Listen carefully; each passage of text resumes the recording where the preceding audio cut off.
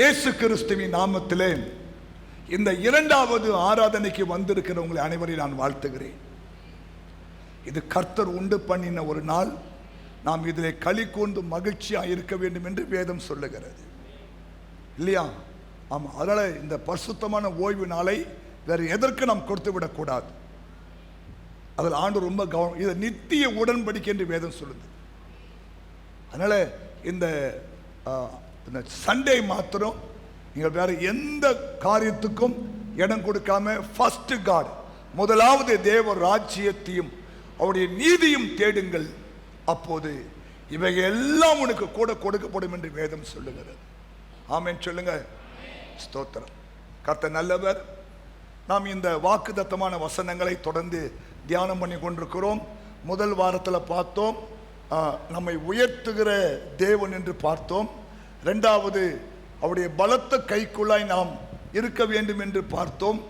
இன்னைக்கு ஒன்றை பார்க்க போகிறோம்.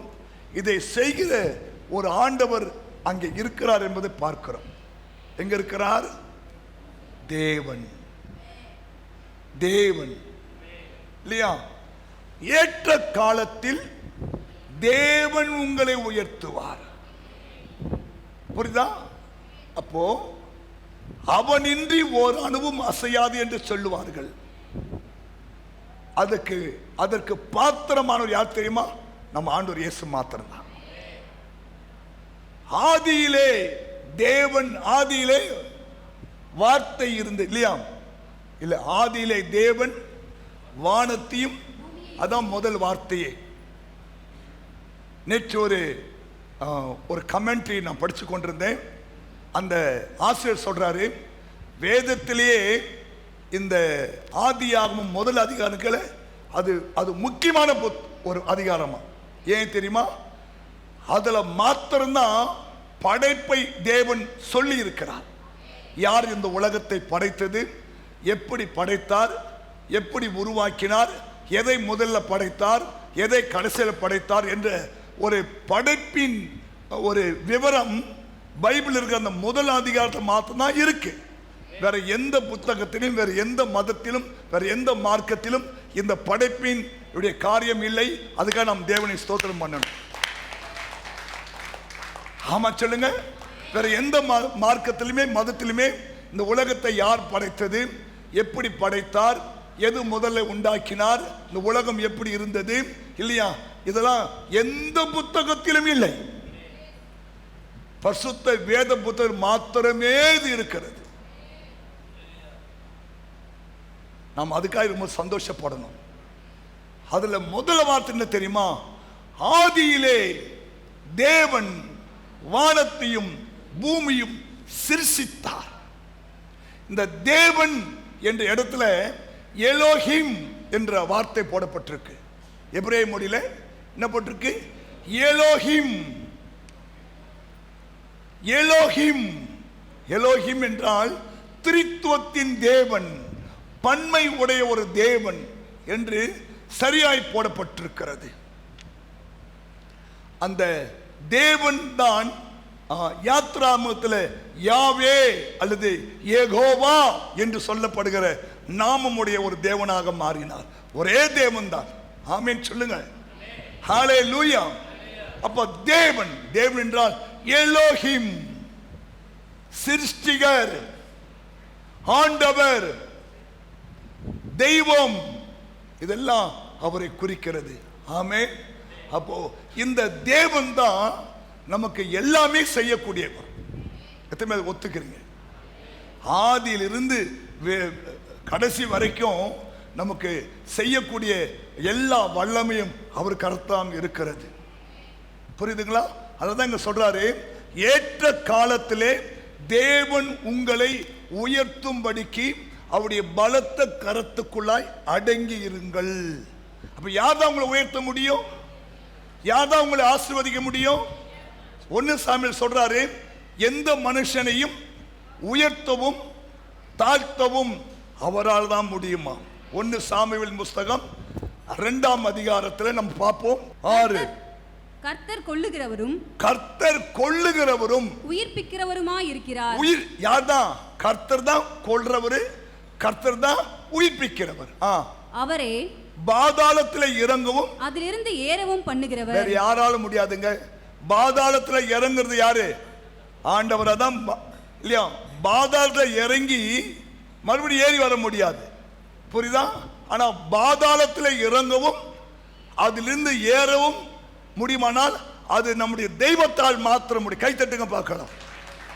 அப்புறம் அப்புறம் கர்த்தர் தரித்திரம் அடைய செய்கிறவரும், கர்த்தர் தரித்திரம் அடைய செய்கிறவரும், ஐஸ்வர்யம் அடைய பண்ணுகிறவரும், ஐஸ்வர்யம் அடைய பண்ணுகிறவரும் அவர்தான். புரியுதா? எல்லாமே யார் கையில் இருக்கு? நம்முடைய தெய்வத்தின் கையில் இருக்கிறது. கொள்ளுகிறவர் யாரு? அவர்தான். உயிர்ப்பிக்கிறவர் யாரு? அவர்தான்.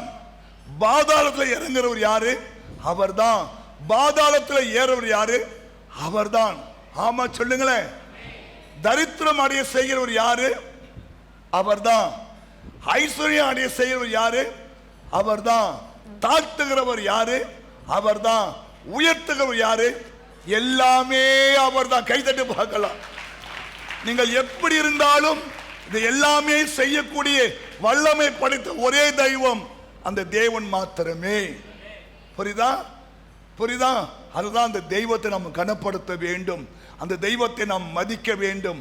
அந்த தெய்வத்தை நாம் ஆராதிக்க வேண்டும்.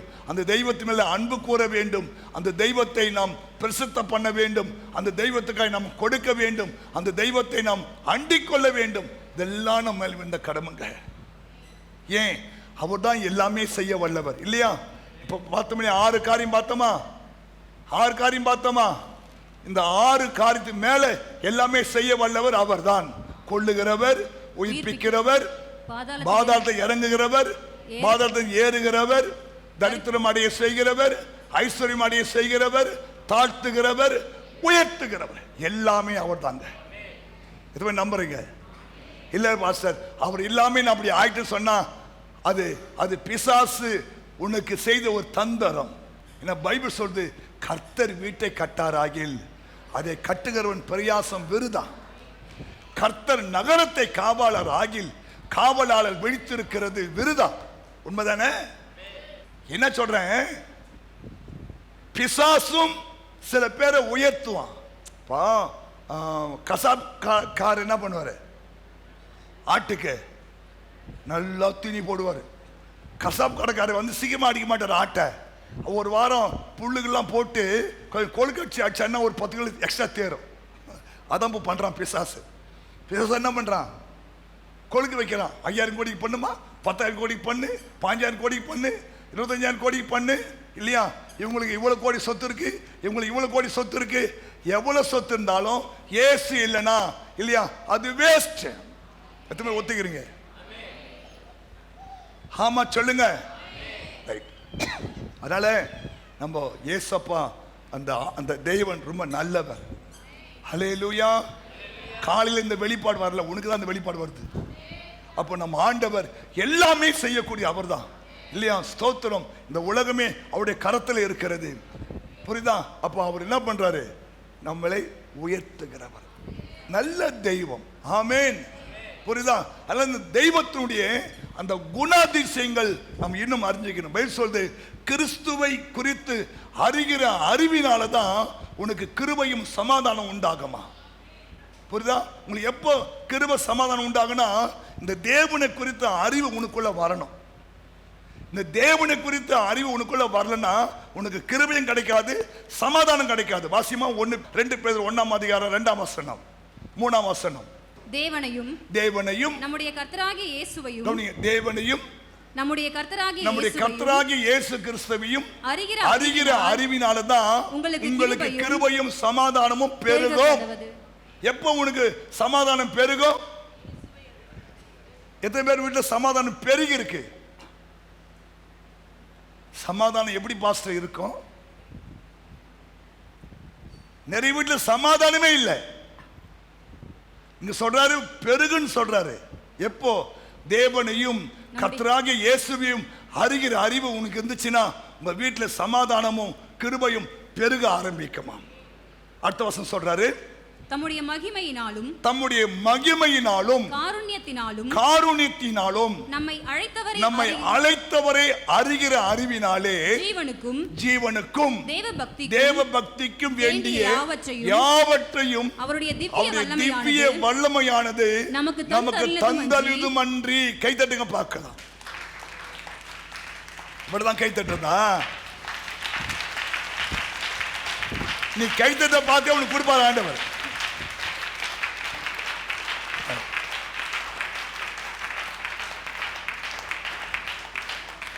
சில பேருக்கு ஆண்டவர் ஒண்ணுமே புரிய மாட்டேன். தெரியுமா?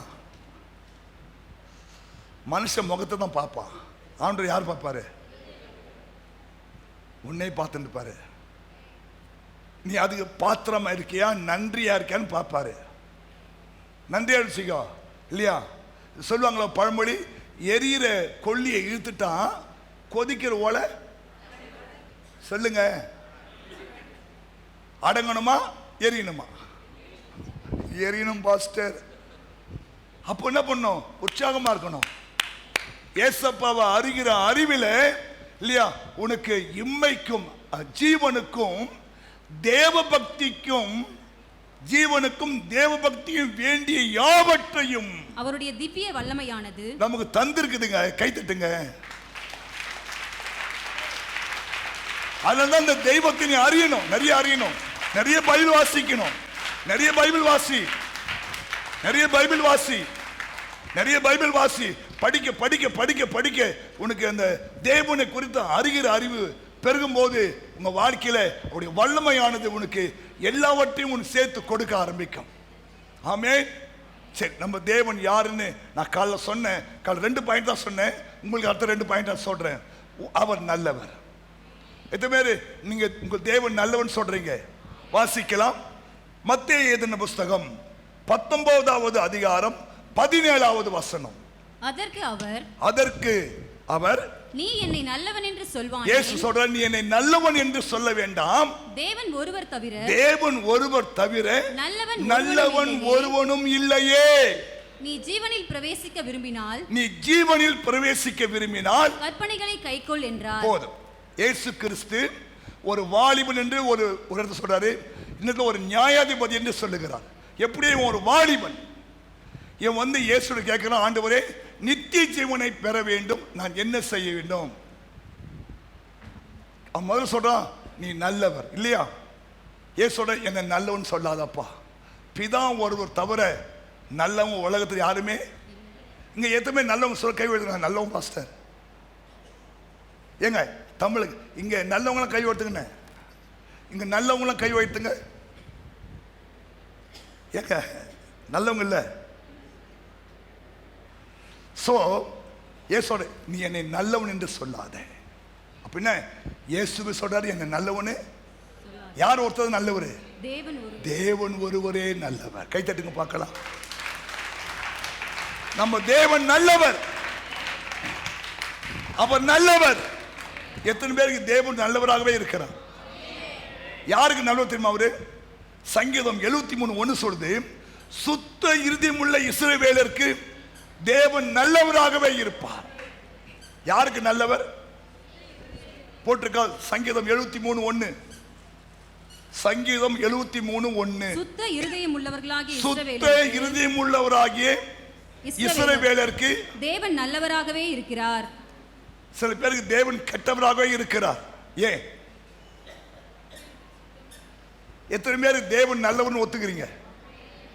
1 2 3 4 5 6 7 8 9 10 11 12. ஏன்?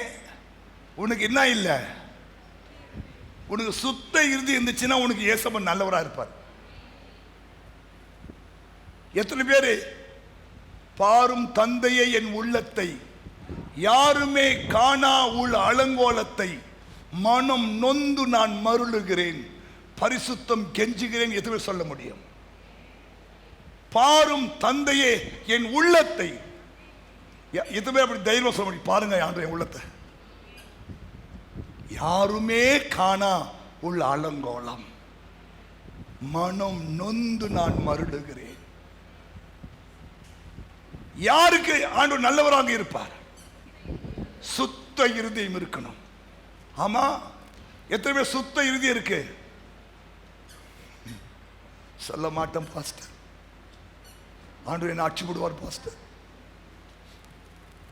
நடந்த பூமி வெந்துடும் பாஸ்டர், புல்லு செத்து போதில்ல, நம்ம நடந்த புல்லு செத்து போதா இல்ல, நடந்த புல்லு செத்து போதா? ஏன்? அவ்வளோ நல்ல உள்ளம். ஒரு அம்மா வயிற்றிலே இது ஆம்லெட் சுடுதான். ஏன்? அவ்வளோ எரிச்சல், அவ்வளோ எரிச்சல்.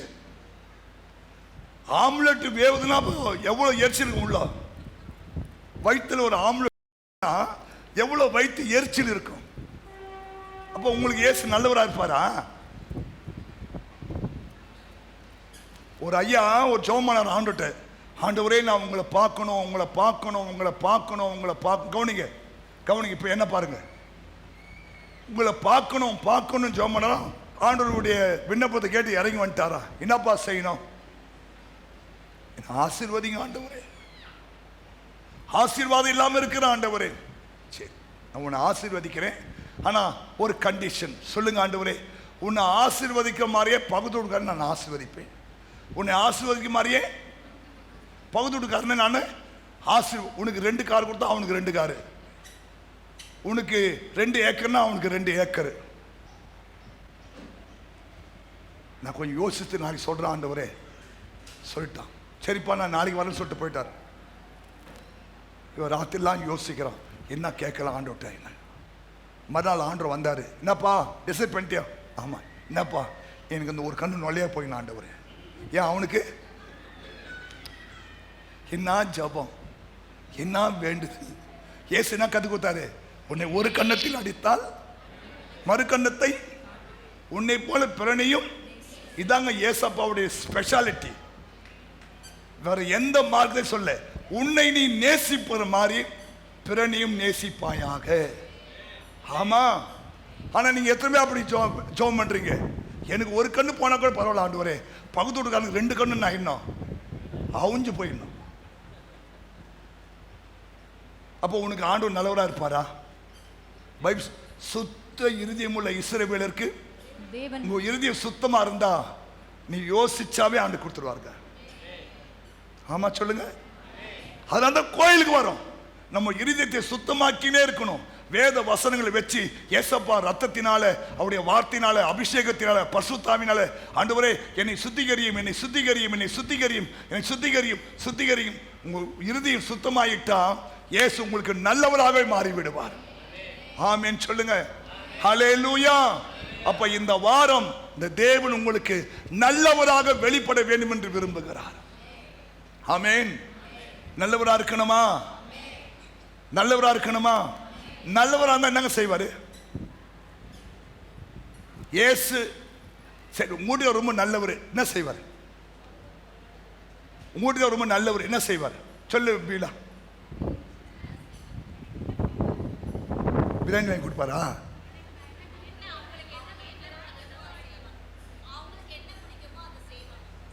உனக்கு என்ன பிடிக்கும்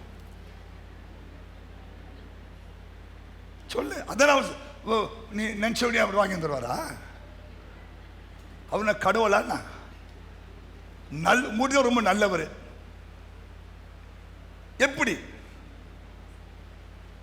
எனக்கு என்ன பிடிக்குமோ அவர் நான் கடவுளா? வீலாக்கு எது பிடிக்கும், வீலாக்கு எது பிடிக்குன்னு இல்லையா? எங்க எனக்கு இது பிடிக்குங்க, இது பிடிக்குங்க, இது பிடி வாயை திறந்து சொன்னாதான். சில வீட்டில் சண்டை வரும் பார்த்தீங்களா? நான் 4 முறை ஆகி போகிறேன், நீ என்னை ஒன்றுமே கண்டுக்கலையே சொல்லணும்லம்மா. எங்க 2 முறை பேதி ஆயிடுச்சு, ஏன் நீ என்னுடைய செய்கையை கண்டுபிடிக்க கூடாதா? நான் கடவுளா? சொல்லல சொல்லல சொல்லல சொல்லணுமா சொல்லக்கூடாதா? நம்ம யாருங்க கடவுள் இல்லை, மனிதர்கள். தேவான்மை நமக்குள்ள இருக்கு இல்லையா? என்னாலும் சொல்லிடணும். ஏங்க வாஞ்சி வர மாதிரி இருக்குது, அல்லது இல்லையா ஜீரணசக்தி ஆகல, வயிறு வலிக்கிற மாதிரி இருக்குது இல்லையா? நீ புரிஞ்சிக்க மாட்டியா? கடவுளா நாங்க உன்ன மாதிரி பாடுள்ள மனுஷங்க நாங்களும் இல்லையா? நான் வயிற்று தடவிட்டேன், உனக்கு புரியலையா? எதுக்கு தடவு யாருக்கு தெரியும்? வயிறு வலிக்கா, ஜீரண சக்தி ஆகலையா இல்லையா? எங்க வயிறு வலிக்க மாதிரி இருக்குதுங்க இல்லையா, வாஞ்சி வர மாதிரி இருக்குதுங்க. அப்போ என்ன பண்ணுவாங்க? அடுத்த சொல்யூஷனை உண்டாக்குவாங்க. நல்லவர்னா நம்ம என்னெல்லாம் விரும்புகிறோமோ, வேண்டுமோ, ஜெபிக்கிறோமோ, ஆசைப்படுறோமோ எல்லாமே இந்த ஆண்டு என்ன பண்ணுவார்? நமக்கு செய்வார் இல்லையா? இல்லையா? இப்போ சாலமோனுக்கு தேவன் நல்லவராக இருந்தாரா இல்லையா? அவன் கேட்டான், ஆண்டவரே, சின்ன வயசுல அவனுக்கு ராஜா பட்டம் கிடைச்சிருச்சு. ஆண்டவரே, இந்த ஜனத்தை ஆள எனக்கு என்ன வேணும்? ஞானம் வேணும். கவனிங்க, நீங்க இதை முக்கியமா கேட்கணும். நீங்க ஞானத்தை கேட்கணும். ஞானம் வேணும். அவன் சொன்னாரு, இந்த ஜெபம் எனக்கு ரொம்ப பிரியமாயிடுச்சுப்பா, அதனால நீ கேளாத ஐஸ்வரியத்தையும் நீ கேளாத தீர்க்காயுசையும் நான் உனக்கு என்ன பண்றேன்? கொடுக்கிறேன். புரியுதா? புரியுதா? சரி, அப்போ தேவன் நல்லவர். புரியுதா? புரியுதா? அதை நம்ம பார்க்க போறோம். வாசிங்க, அவர் எப்படி நல்லவரா இருக்கிறார். காலை சொல்லிட்டேன், அவர் பாவிகளுக்கு வழியை தெரிவிக்கிறார். அவர் ஜெபங்களை கேட்டு அக்கினி இறக்கி தம்முடைய வல்லமையை வெளிப்படுத்துகிறார். மாத்திரமல்ல, கர்த்தர் நல்லவர் என்று ருசித்து பாருங்கள், அவர் மேல் நம்பிக்கையாக இருக்க மனுஷன் பாக்கியவான். மாத்திரமல்ல, இப்போ நான் உங்களுக்கு சொல்ல வரேன், சங்கீதம் 86:5 வாசிங்க பார்க்கலாம். கர்த்தர் நல்லவரும் மன்னிக்கிறவருமாய் இருக்கிறார். ஆண்டவரே, ஆண்டவரே, நீர் நல்லவரும் மன்னிக்கிறவரும் உம்மை நோக்கி கூப்பிடுகிற யாவர் மேலும். கைத்தட்டு, நல்ல ஜோர கைத்தட்டு பார்க்கலாம். நல்ல ஜோர.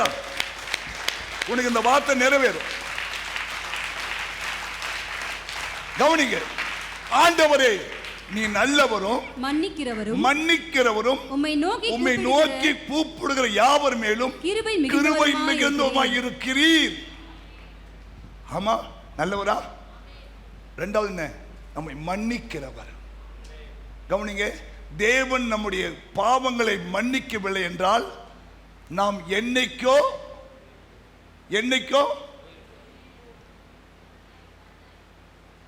பாடுறா இல்லையா? நீங்க மட்டும் இல்லேனா எங்கோ நான் சென்றிருப்பேன், எப்படியோ வாழ்ந்திருப்பேன், மண்ணுக்குள்ள போயிருப்பேன், மறந்தே போயிருப்பார். நீங்க மட்டும் இல்லேனா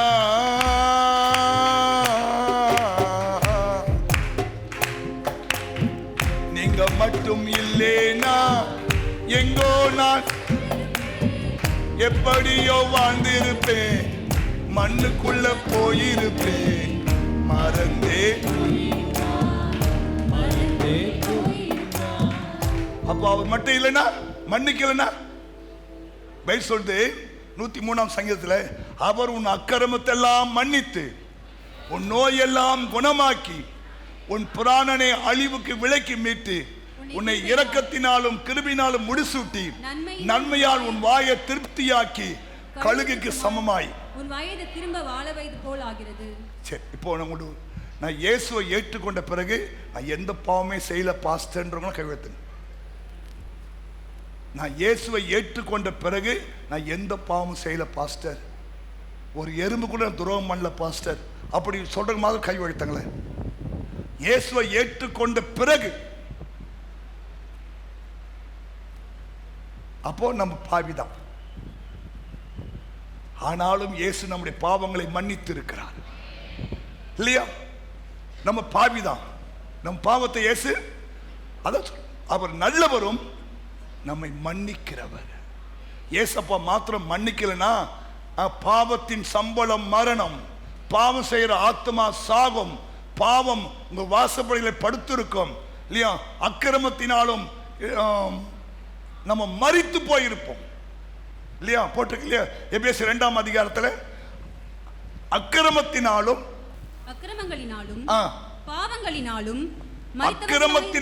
பாவங்களினாலும் நாம் மரித்து போயிருப்போம். சகோதரா சகோதரியே, அப்ப ஏசப்பா மாத்திரம் நம்ம பாவத்தை மன்னிக்கலனா என்னைக்கோ நீ மரிச்சு போயிருப்ப. ஆமென் சொல்லுங்க. நீ மரிச்சிருப்ப. ஆனா மரித்தவளா இருந்த நம்மை தேவன் உயிர்ப்பித்திருக்கிறார். கைத்தட்டுங்க பார்க்கலாம். அப்ப இயேசு ஏன் நல்லவர்? நம்ம தேவன் நல்லவரா? நல்லவரா? ஆமா. உன்னுடைய அக்கிரமத்தையும் உன்னுடைய பாவத்தையும் இயேசு மன்னித்து இருக்கிறார். நம்ம ஒரு நாள் எவ்வளோ பாவம் செய்யறோம் இல்லையா? ஆமா. ஆனா இயேசு நம்முடைய பாவங்களை மன்னிக்கிறபடினால தான் அவர் நல்லவர். தம்மை நோக்கி கூப்பிடுவர்களுக்கு தம் கிருபைகளை என்ன பண்றாராம்? பெருக பண்ணுகிறாராம். ஆமென். இயேசு நல்லவரா? நல்லவரா? ஆமாங்க. சின்ன பாவமோ பெரிய பாவமோ பாவம் பாவம் தான்.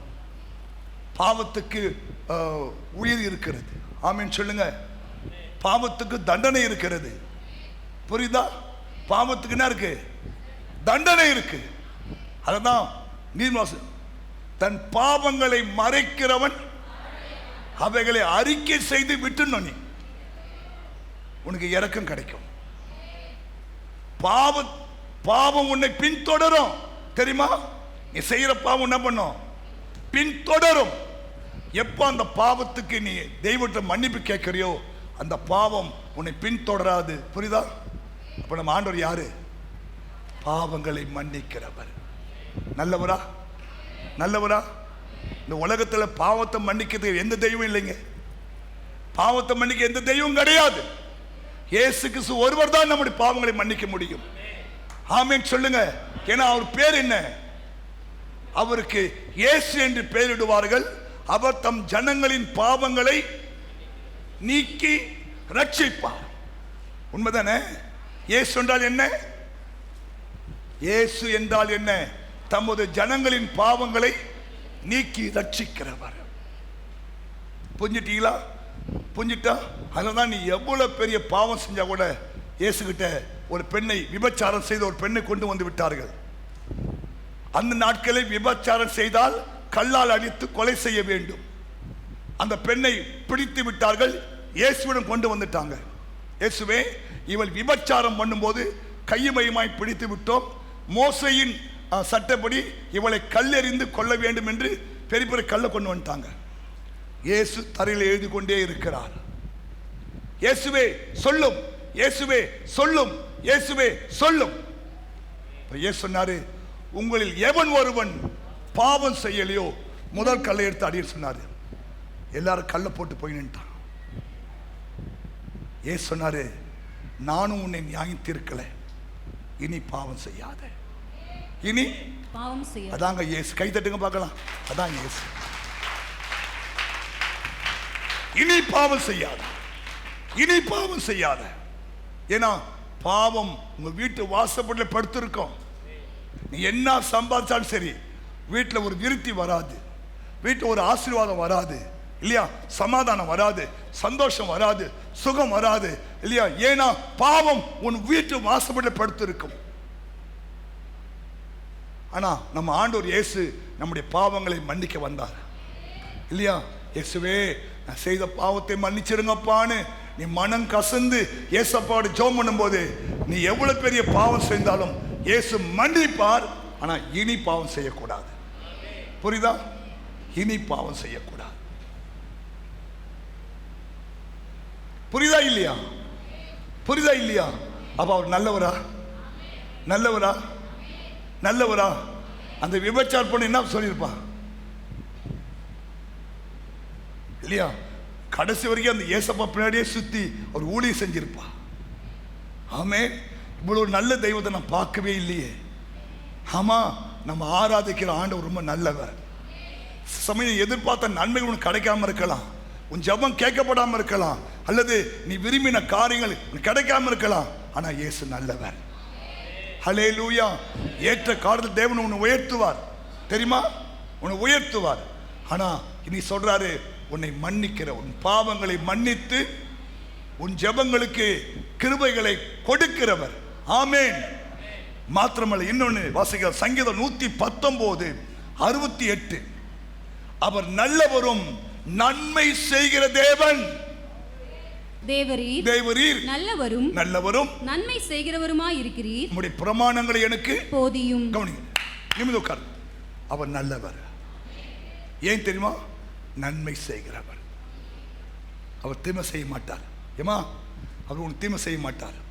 எத்தனை பேர் எனக்கு தேவன் தீமை செய்ய மாட்டான்னு சொல்றீங்க? தீமை இருக்கிற மாதிரி தோணும், உனக்கு தீமை இருக்கிற மாதிரி உனக்கு தோணும். காலைல ஒரு அம்மா சொன்னாங்க, நான் இயேசு நல்லவர்னு நான் ஸ்தோத்திரிக்கிறேன் பாஸ்டர். என்ன, போன வாரம் என் மகனுக்கு உடம்பு சரியில்லை, டாக்டருங்க அவனை பார்த்துட்டு உடனே நீங்கள் ஒரு எண்டாஸ்கோப் எடுக்கணும்னு சொல்லிட்டாங்க, ஸ்கேன் எடுக்கணும்னு சொல்லிட்டாங்க. எல்லாமே நாங்கள் போய் பார்த்தோம். ஆண்டவரே ஒன்றுமே இருக்கக்கூடாதுன்னு சொல்லி ஜெபம் பண்ணேன். கர்த்தர் ஒன்றுமே இல்லாதபடிக்கு என் பிள்ளைக்கு உதவி செய்தார். நல்லவரா? நல்லவரா? நன்மை செஞ்சாரா? நன்மை செஞ்சாரா? இப்படி மாற்ற முடியும், இப்படி மாற்ற முடியும். ஆனால் நம்ம ஆண்டவரே என் பிள்ளைக்கு ஒன்றும் இருக்கக்கூடாது சுவாமி.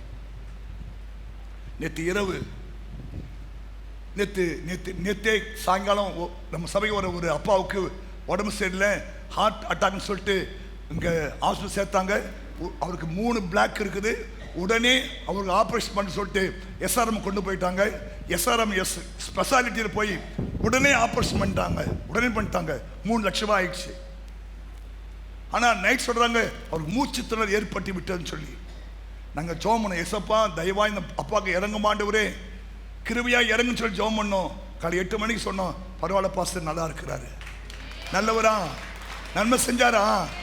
நன்மை செஞ்சாரா? ஐயா, நம்ம ஜெபத்தை கேட்டு அவனுக்கு உதவி செய்கிறாரா இல்லையா? நன்மை செய்கிறாரா இல்லையா? உண்மைங்க, எத்தனையோ நன்மை செய்யற ஆண்டவர். நம்ம தான் அதுக்கு பாத்திரமா இல்லாமல் இருக்கிறோம். ஒன்று, நீ எதிர்பார்த்த காரியம் நடக்காமல் இருக்கலாம். அதுக்காக தேவன் நன்மை செய்யலேன்னு சொல்லி நீ சோர்ந்து போகலாம். ஆனா அதை தவிர்த்து உனக்கு தேவையான நன்மையை செய்து கொண்டு தான் இருக்கிறான். உண்மைதானே? ஹல்லேலூயா. நாங்க பலமுறை அவரை கவனிக்க, எத்தனையோ முறை ஆண்டவர் என்னை மயிரலையில என்னை காப்பாற்றி இருக்கிறார். புரியுதா?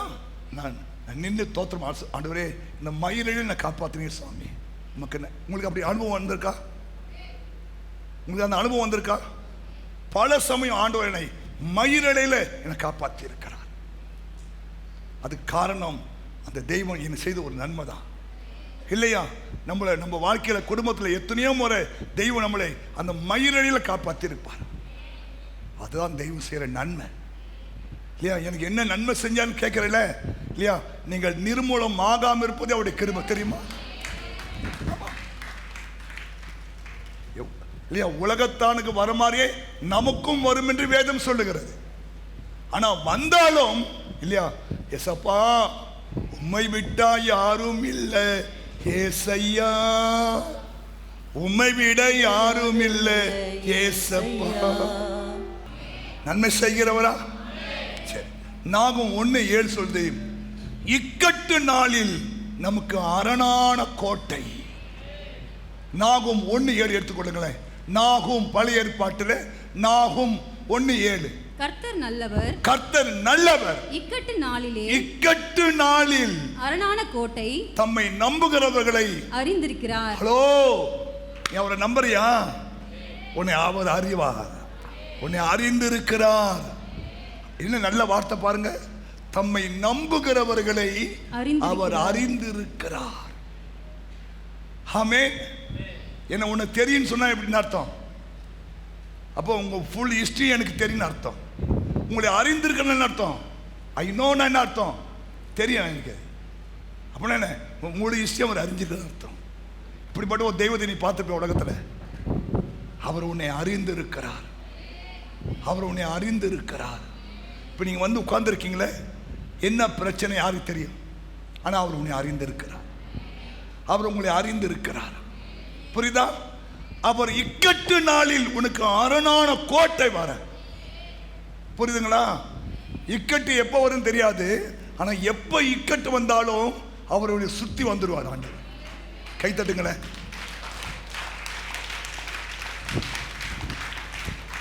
இக்கட்டு நாளில் அவர் உனக்கு ஒரு அரணான கோட்டை. நான் காலை ஒரு வசனம் சொன்னேன், வாசிங்க பார்க்கலாம். யோசுவா 24:12 ஒரு நல்ல வசனம். யோசுவா 24:12.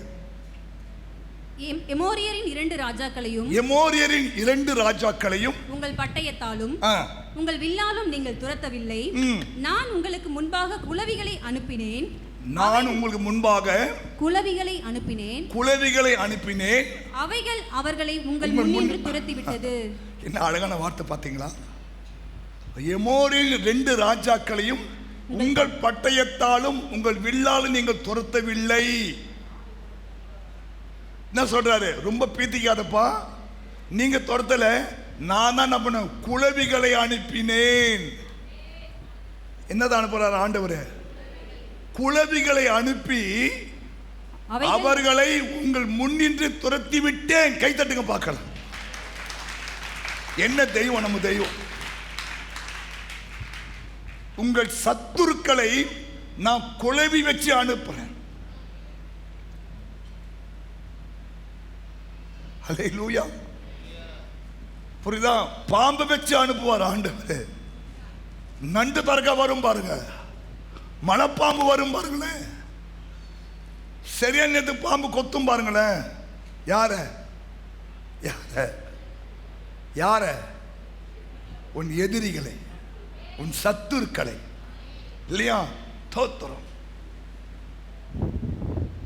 நான் இப்போ கண்டுபிடிச்சிட்ட ஒரு வசனத்தை. கர்த்தாவே 3 வாரம் கோயில் வரல ஆடுவாரு, குளவிகளை அனுப்புகிறேன், ஒரு கொத்து கொத்தும். ஆண்டவரே, நல்ல பாம்பு குட்டியை அனுப்புறேன், இயேசுவின் நாமத்தில் அனுப்புறேன் ஆண்டவரே. ஆமா, பேன்களை அனுப்புகிறேன், குளவிகளை அனுப்புகிறேன். இல்லையா? எதெல்லாம் என் ஞாபகம் வருதோ அதெல்லாம் சொல்லி அமுச்சு விட்டுருவேன் நான். அப்போ இனிமேல் ஒன்று கட்சிதுன்னா அது பரலோகத்தின் பாம்பா இருக்குமே தவிர, பரலோகத்தின் குளவியா இருக்குமே தவிர, பரலோகத்தினுடைய பூரானா இருக்குமே தவிர, பரலோகத்தினுடைய நண்டு தரக்காவா இருக்க தவிர, சாதாரண நண்டு தரக்கா இல்லை. ஆண்டவர் அங்க குளவி வச்சுக்க நிறைய. ஆமா, எதுனா நீ தகராறு பண்ணா போ, 2 குளவியை அனுப்புவாரு. 2 குளவி தெரியல, கட்சினா 1 நுர தள்ளும். சில பேர் செத்து கூட போ, மாற்றாக வந்துடும் பாருங்க. அவ்வளோ விஷம் உள்ளது அது.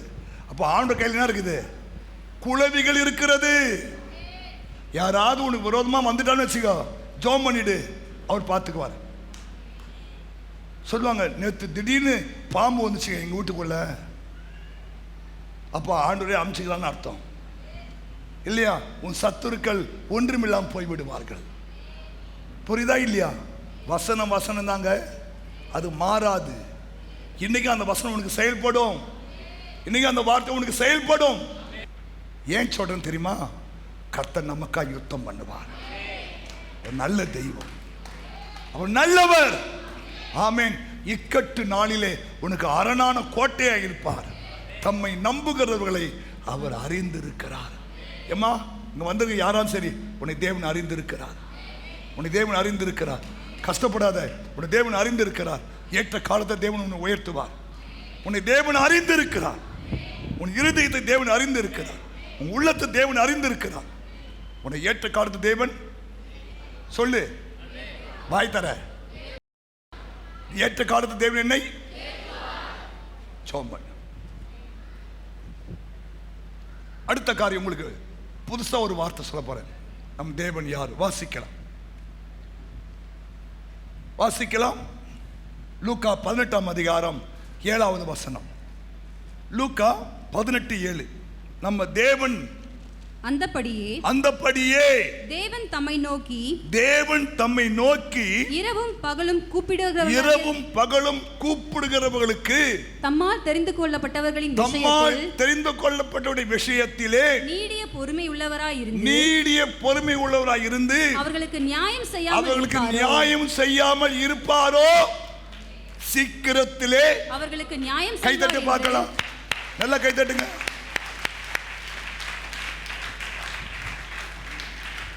தேவன் இரவும் பகலும், தேவன் தானே, தேவன்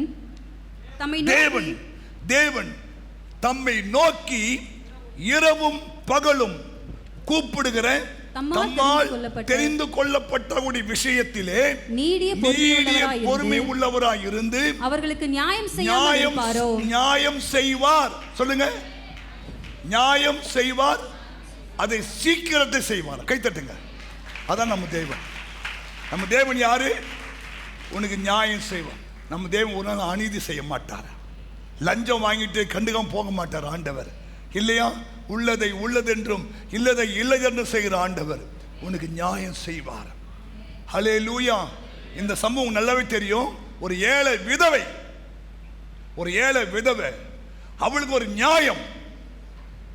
அதை அந்த ஊர்ல இருக்கிற அந்த பெரிய மனுஷன் அவங்கள்ட்ட கொண்டு போறான். அவன் யார் தெரியுமா? தேவனையும் அவன் தேவனுக்கு மதிக்க மாட்டான், மனுஷனையும் மதிக்க மாட்டான்.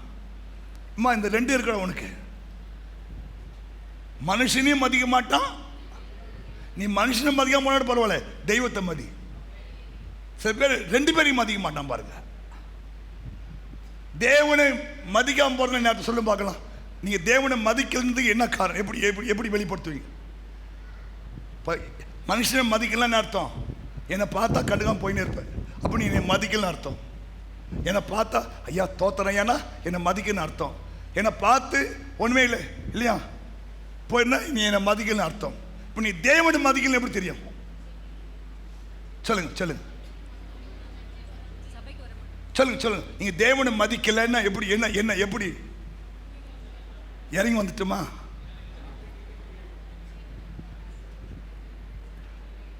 நீங்க தேவனை மதிக்கல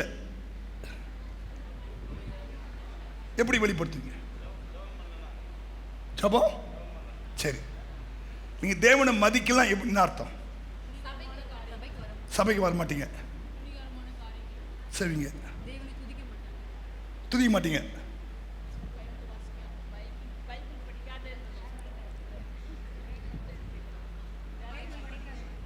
பயப்பட மாட்டேன், ஊழி செய்ய மாட்டீங்க. பாயிண்ட் தான். இந்த பைபிள் படி நீங்க நடக்கலாவே தேவனை மதிக்கலாம் அர்த்தம். ஏன்னா தேவனும் இந்த வார்த்தையும் ஒண்ணு. ஆதியிலே வார்த்தை இருந்தது, அந்த வார்த்தை தேவனா இருந்தது, அந்த வார்த்தை தேவனிடத்தில் இருந்தது. அதுதான் பிறகு மாம்சமாகி இரக்கத்தினால் கிருபையினாலும் இயேசுவா பிறந்துட்டார். அப்படிதான் யோவான் 1ஆம் அதிகாரம் சொல்லுது. அந்த வார்த்தை மாம்சமாகி கிருபையினாலும் சத்தியத்தினாலும் நிறைந்தவராய் நமக்குள்ளே வாசம் பண்ணார். கை தட்டுங்க பார்க்கலாம். அப்ப இயேசுவும் இந்த பைபிள் வார்த்தையும் ஒண்ணு. நீ இந்த வார்த்தையை மதிக்கலாம், இயேசு மதிக்கலன்னு அர்த்தம். நீ இந்த இதான் புது வெளிப்பாடு உனக்கு. நீங்க இந்த வார்த்தையை மதிக்கலன்னா இயேசுவை மதிக்கல. நான் சொல்றேன் பிரதர், சமாதானமா போயிடுங்க. முடியாது பாஸ்டர், ஒரு காக்காணி தான் விட்டுட்டு போங்களேன். முடியாது பாஸ்டர், நீங்க எங்க கோயிலுக்கு வர வேணான்னு சொன்னாலும் பரவாயில்ல, நான் அதை விட்டுக்கிட முடியாது. அப்போ நீ தெய்வத்தை மதிக்கலன்னு அர்த்தம். ஊழியக்காரன் சொல்றாராம், விட்டுட்டு போட்டோம் விடுங்க, முடிய முடியாது. பிரதர், இந்த சகோதரியை சேர்த்துங்க, முடியாது. ஏன்பா? தள்ளி விடுதலை நான் வெறுக்கிறேன் சொல்றார் ஆண்டவரே. தேவன் இணைத்ததை மனுஷன் பிரிக்குவான் சொல்றார் ஆண்டவரே. அப்ப நீ அதை மதிக்கலனாவே நீ இயேசுனா பண்ணல, மதிக்கலன்னு அர்த்தம். அப்போ உனக்கு ஒரு நன்மையும் வராது. புரியுதா? நீங்க அவரை மதிக்கிறீங்கன்னாவே என்ன அர்த்தம்னா நீங்க அவர் சொன்ன வார்த்தைக்கு கீழ்ப்படுறீங்கன்னு அர்த்தம். புரியுதா? இப்ப இவன் யாரு? மனுஷனையும் மதிக்க மாட்டான், தெய்வத்தையும் மதிக்க மாட்டான். இவனையே அந்த அம்மாவுடைய அந்த அலட்டுதல் கீழ்ப்படி வச்சுட்டு பாருங்க. எஸ் பிரதர், கை. அவன் சொல்றான், நான் வாசிமாத இந்த விதவை என்னை எப்பொழுதும் தொந்தரவு செய்கிறபடியினால் இவள் அடிக்கடி வந்து என்னை அலட்டாதபடி இவளுக்கு நியாயம் செய்ய வேண்டும் என்று தனக்குள்ளே சொல்லிக் கொண்டான். தனக்குள்ளே சொல்லிட்டான் பாரு. தேவனையும் மதிக்காதவன், மனுஷனையும் மதிக்காதவன், இந்த அம்மா போய் அடிக்கடி அலட்டினபடினால அவன் அந்த அம்மாவுக்கு நீதி செய்யறதுக்கு தன்னை ஒப்ப கொடுத்துட்டான். புரியுதா? அப்போ நீங்க தெய்வத்தை மதிக்கிறீங்கன்னு அர்த்தம், அவருடைய வார்த்தையை மதிக்கிறீங்கன்னு அர்த்தம்.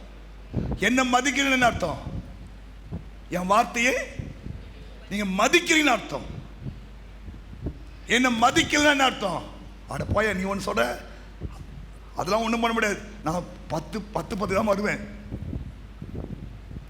கோயில் எத்தனை மணிக்கு? 9. 10 மணி வந்தீங்களே, நான் 10 அப்போ நீ என்னை மதிக்கலன்னு அர்த்தம். நீ நான் 9 மணி வச்சு நான் 9 மணிக்கு வர முடியுமா? நான் 10 மணி தான் வருவேன். அப்போ நீ என் வார்த்தை மதிக்கலன்னு அர்த்தம். நோ, நீங்கள் தெய்வத்தையும் மதிக்கணும், மனுஷனையும் மதிக்கணும். அதான் ஒரு நல்ல ரட்சிக்கப்பட்ட விசுவாசிக்கு அழகு. நீ ரட்சிக்கப்பட்டிருந்து அழகு என்ன தெரியுமா? நீ மனுஷனையும் மதிக்கணும். சில பேர் மனுஷனை மதிக்க மாட்டான் பாருங்க. மனுஷன் ஒரு பொருட்டை மதிக்கவே மாட்டான். மனுஷனையும் மதிங்க, தேவனையும் மதிங்க. புரியுதா? தேவனை மதிக்கிறீங்களா? இனிமேட்டு ரகசியம் சொல்லி கொடுத்தீங்கன்னா மதிப்பேன் பாஸ்டர். தேவனை மதிக்கிறது என்ன அர்த்தம்? நீங்கள் இந்த படிக்கிற வார்த்தைக்கு அப்படியே கீழ்ப்படி தான் தேவனை மதிக்கிறது. இந்த வார்த்தைக்கு நீங்கள் விரோதமாக நடந்தால் நீ தேவனை மதிக்கலன்னு அர்த்தம். தேவனை மதிக்கலாம், கர்த்தவனை மதிக்கவே மாட்டாரு. என்னை அசட்டை பண்ணுகிறவன் அசட்டை பண்ணப்படுவான். என்னை கனம் பண்ணுகிறவனை நான் கனம் பண்ணுவேன். என்னை அசட்டை பண்ணுகிறவன் கன ஈனப்படுவான். என்னை மதிக்கல, அப்ப நான் உன்னை மதிக்க மாட்டேன் இல்லையா? உன் ஜெபத்தை கேட்க மாட்டேன், உன் விண்ணப்பத்தை கேட்க மாட்டேன் இல்லையா? உன் காணிக்கை நான் எடுத்துக்க மாட்டேன் இல்லையா? உன் ஒண்ணுமே நான் எடுத்துக்க மாட்டேன். ஏன்? நீ என்னை மதிக்கவே இல்லை. இனிமேட்டு இது உங்களுக்கு ஆண்டு சொல்றாரு, மதிங்க, ஆண்டவரை மதியை கற்றுக்கொள்ளுங்க. புரியுதுங்களா? அதெல்லாம் டெய்லி பைபிள் வாசிங்க. ஆண்டு உன்னோடு பேசுவார். அதுக்கு உன்னை ஒப்பு கொடுத்து பாருங்க, உங்களை ஆண்டவரை பிளஸ் பண்ணுவார். அப்போ அவங்க என்ன சொல்றாருன்னா, கவனிங்க, நான் சீக்கிரத்தில் உனக்கு நியாயம் செய்வேன். ஏன்னா தம்மை நோக்கி இரவும் பகலும் கூப்பிடுகிற தம்மால் தெரிந்து கொள்ளப்பட்டவருடைய விஷயத்திலே அவர் நீடிய பொறுமை உள்ளவராக இருந்து சீக்கிரத்தில் உனக்கு நியாயம் செய்வார். கைத்தட்டி அவர் மயம்படுத்தி பார்க்கலாம். அப்ப நம்ம ஆண்டவர், நம்ம தேவன் நியாயம் செய்கிறவர். லஞ்சம் வாங்குவாரா? லஞ்சம் வாங்குவாரா? லஞ்சம் வாங்கிட்டு தப்பான ஒரு தீர்ப்பு செய்வாரா? இயேசுகிட்ட மட்டும் அதான் சொன்ன. இயேசு தெய்வம், என்னிலே குற்றம் உண்டு என்று யாராவது சொல்ல முடியுமான்னு கேட்டார் இயேசு.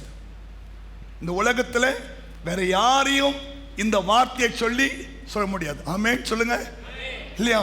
ஆமா, என்னிலே குற்றம் உண்டு என்று யாராவது சொல்ல முடியுமா? ஏன்னா இயேசு கூட பரிசேயர், சதுசேயர், நியாயஸ்தர்கள் எல்லாம் சுத்தி நின்றாங்க.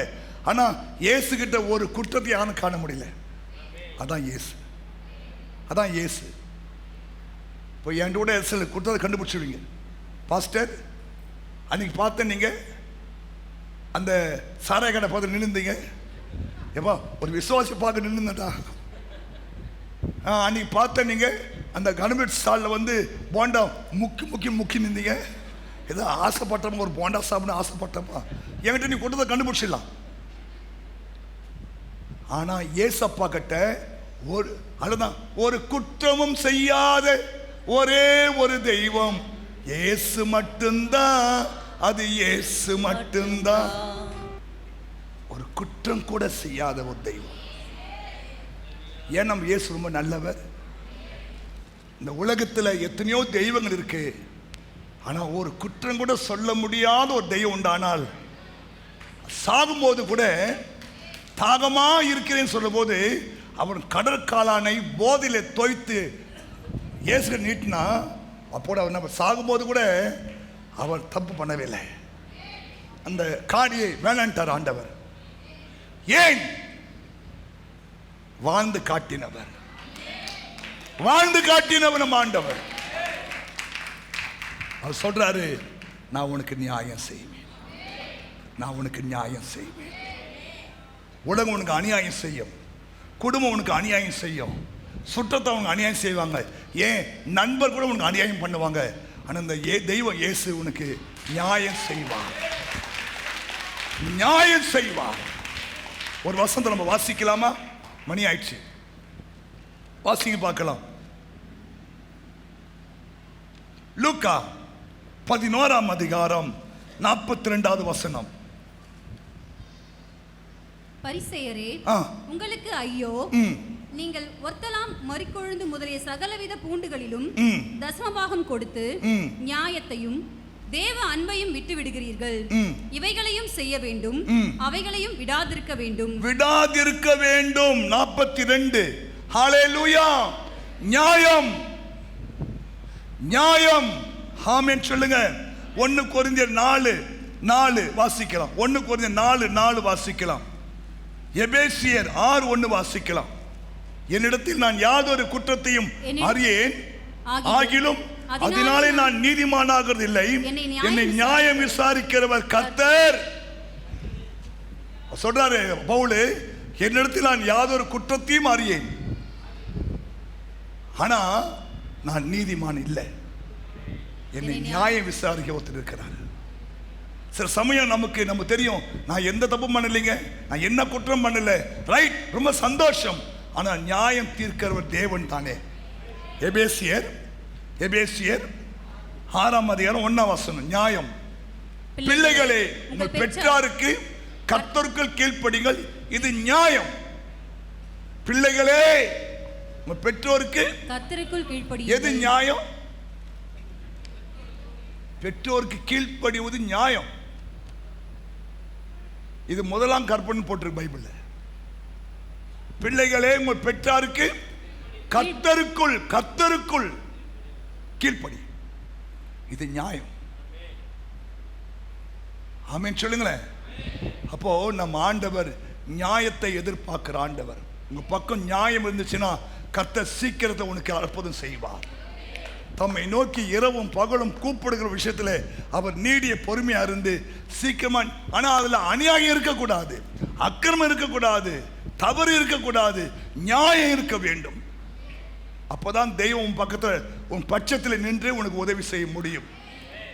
இல்லைனா நீங்கள் அதுக்கு வேண்டிய அந்த கிரயத்தை செலுத்தவே ஆக வேண்டும்.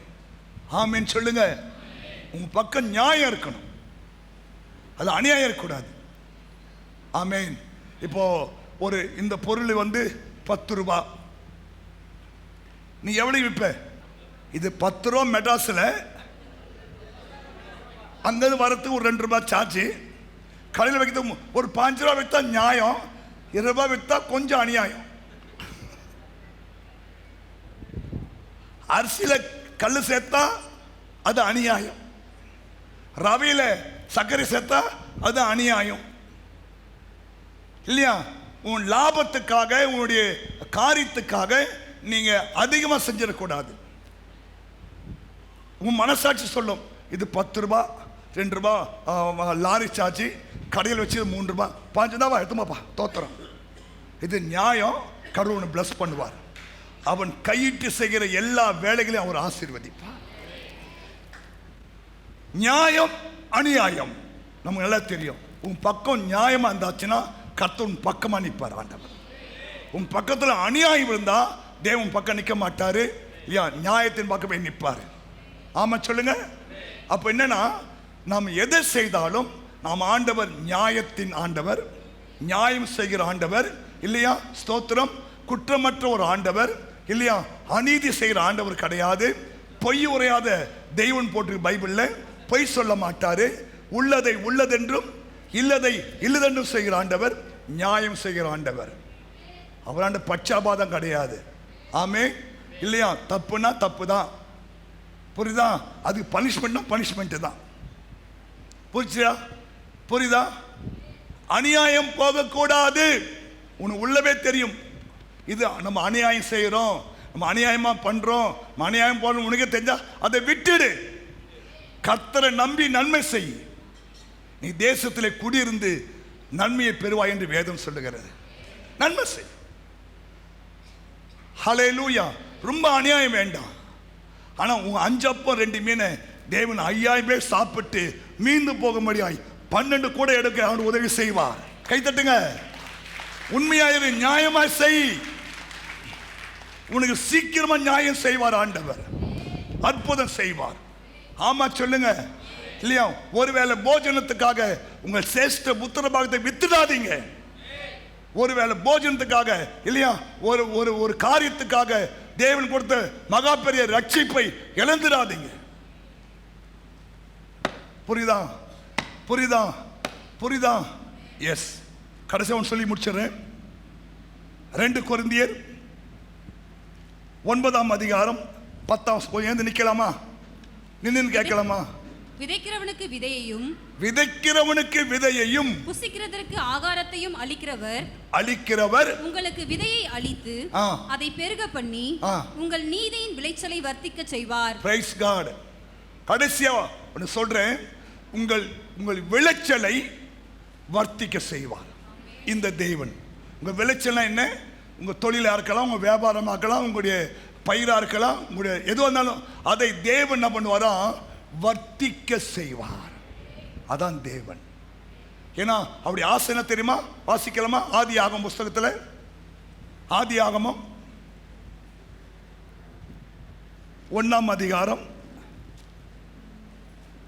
பின்பு தேவன் 28 அவர்களை நோக்கி, நீங்கள் பலுகி பெருகி, தேவனுடைய ஆசை தெரியுமா? நீங்கள் பழுகணும், பெருகணும், பூமியை நிரப்பணும், அதை கீழ்ப்படுத்தணும், சமுத்திரத்தின் மச்சங்களையும் ஆகாயத்து பறவைகளையும் பூமியின் மேல் நடமாடுகிற சகல ஜீவ ஜந்துக்களையும் ஆண்டு கொள்ளுங்கள் என்று சொல்லி தேவன் அவர்களை ஆசீர்வதித்தார்.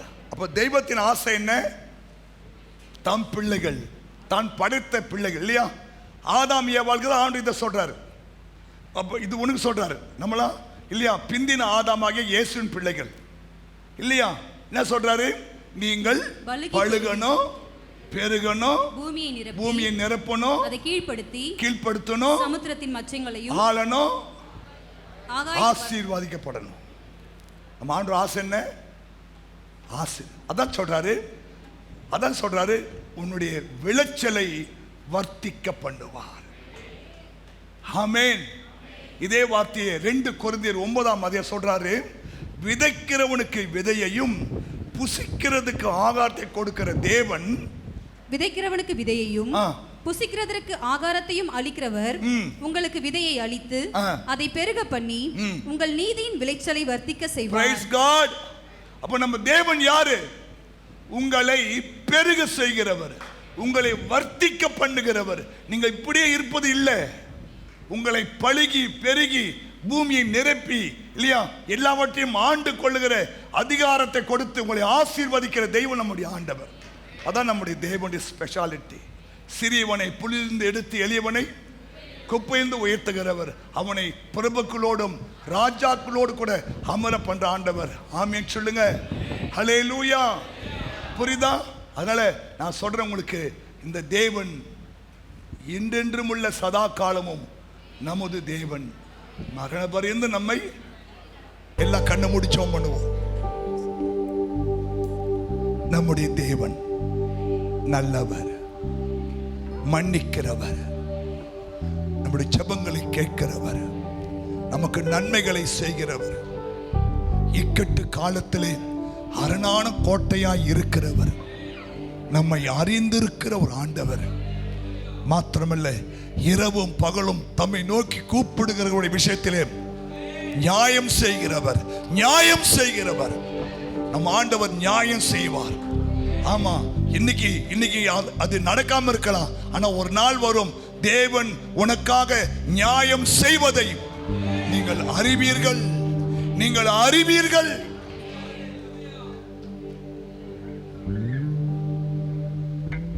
மூன்றாவதாக, உங்கள் விளைச்சலை பெருக பண்ணுகிறவர்.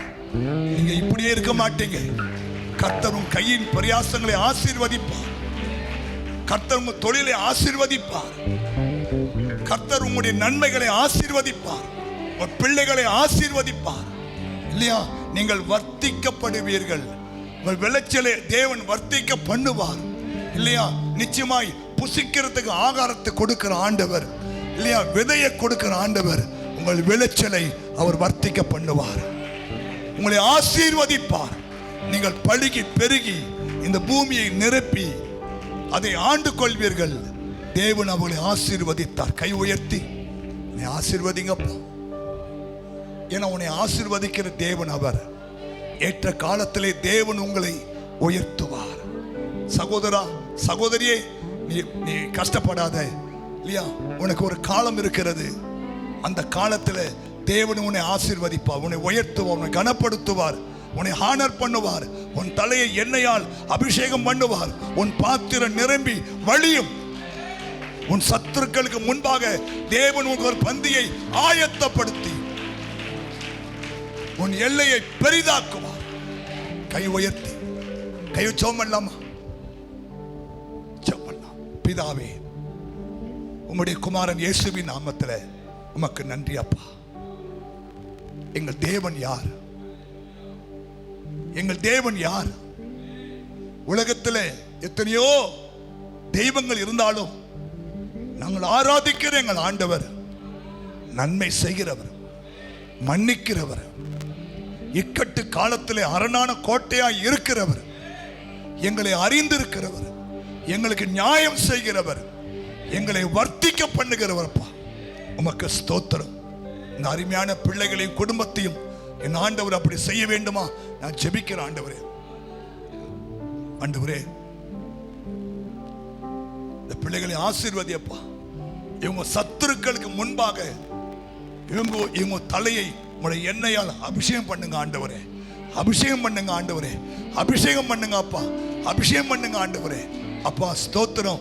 இவங்களோடு கூட தேவன் இருக்கிறார் என்பதை, இவங்களுக்காய் அவங்க தெய்வமே யுத்தம் பண்ணுகிறார் என்பதை எதிரிகள், சத்துருக்கள், எங்களை சுற்றி இருக்க ஜனங்கள் அறியும்படியாய் தேவன் அற்புதங்களை செய்வீரார், நன்மைகளை செய்வீராக. ஸ்தோத்திரம். நியாயத்தின் தெய்வம், நியாயம் செய்கிற ஆண்டவர். ஒவ்வொரு பிள்ளைகளுக்கும் நியாயம் செய்யுங்க ஆண்டவரே. நியாயம் செய்யுங்க ஆண்டவரே. நியாயம் செய்யுங்க ஆண்டவரே. அந்த ஒவ்வொரு மக்களையும் ஆசீர்வதி. மன சமாதானம் உண்டாகட்டும். அவங்களுடைய குடும்பத்தில் மன அமைதி உண்டாகட்டும். நீதி உண்டாகட்டும். கர்த்தர் சீக்கிரத்தில் நியாயம் செய்வீராக. அற்புதங்கள் நடக்கட்டும். தடைகள் விலகட்டும். பிசாசின் கிரியைகள் விலகட்டும். போராட்டங்கள் விலகட்டும். இயேசுவின் நாமத்தில், இயேசுவின் நாமத்தில். ஆண்டவரே, ஆண்டவரே, ஐயா உம்முடைய வல்லமை வெளிப்படுவதாக சுவாமி. உங்களுடைய தேவைகளை, சந்தேகங்களை, பலவீனம், வியாதிகளை மாற்றி போடும். அதிசயங்களை செய்யும் ஆண்டவரே. உங்க நாமத்தை நீர் மகிமைப்படுத்துவீராக. படிக்கிற பிள்ளைகளை ஆசீர்வதியும். புருஷர்கள், ஸ்திரீகள், வாலிபர்கள், வாலிப பிள்ளைகளை ஆசீர்வதியும் சுவாமி. இந்த வாரம் முழுவதும் கண்மணி போல காத்துக்கொள்ளுங்க. உடைய கரத்தில் ஒப்பு கொடுக்கிறேன். இயேசு கிறிஸ்து மூலம் ஜெபிக்கிறோம் நல்ல பிதாவே. என் ஆத்துமாவே கர்த்தரை ஸ்தோத்திரி.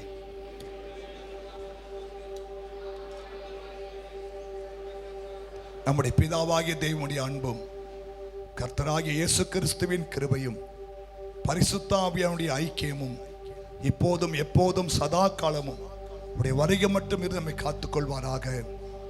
கர்த்தர் உன்னை ஆசீர்வதித்து உன்னை காக்க கடவர். கர்த்தர் தம்முடைய முகத்தை உன்மேல் பிரகாசிக்க பண்ணி உன்மேல் கிருபையா இருக்க கடவர். கர்த்தர் தம்முடைய முகத்தை உன்மேல் பிரசன்னமாக்கி உனக்கு சமாதானம் கட்டளை கடவர் என்பதே. ஆமென். ஹல்லேலூயா. கர்த்தர் உங்களை ஆசீர்வதிப்பார். ஒரு வாழ்த்திக் கொள்ளுங்கள்.